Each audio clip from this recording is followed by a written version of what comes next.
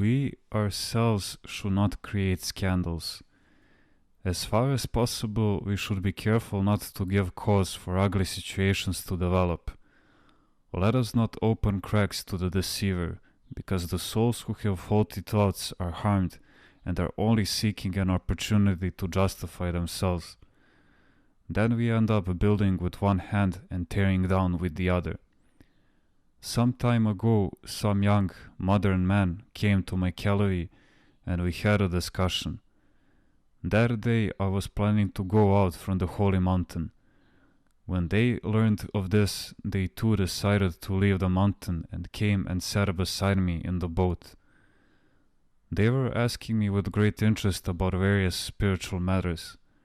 However, some people on the boat misunderstood this and were looking at us suspiciously. If I could have foreseen that others would misunderstand our conversation, I would have taken measures to prevent it. People are devious. We must be careful not to create scandals. We are not responsible for what we cannot take measures to prevent or for matters in which we have no experience. But we must not expect a reward from God when we create problems through carelessness. We have a reward when we are careful, but the enemy creates problems nonetheless. Someone tells me, for example, that I am in error. First I will see if I am in error or not. I think to myself, for him to say that he must have seen or heard something. He cannot just say that without any reason. He must have misunderstood something I said or did.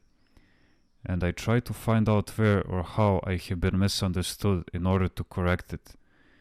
If he says that I am in error, a sorcerer, this is a gain for me, as people will not come to me. I will find some peace. But that poor man who says such things will be condemned because he harms the church. Isn't it a pity? And I am to blame because I was careless about something. Some people come to kiss my hand, and in an effort to avoid that, I pat them lightly on the head. One who sees that says, "Look, he is blessing them, when he is only a monk. What does he think he is, a priest? It's not their fault. I should be careful not to do it again." Geronda.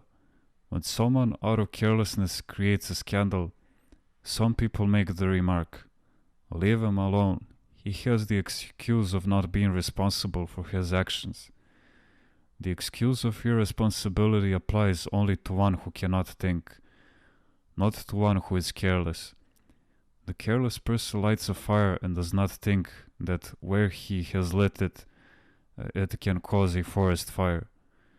When from time to time such a person lights a fire and sings a few other souls in the process, we have a duty to pray and pour a pail or two of water onto the fire. Also there are others who are headstrong.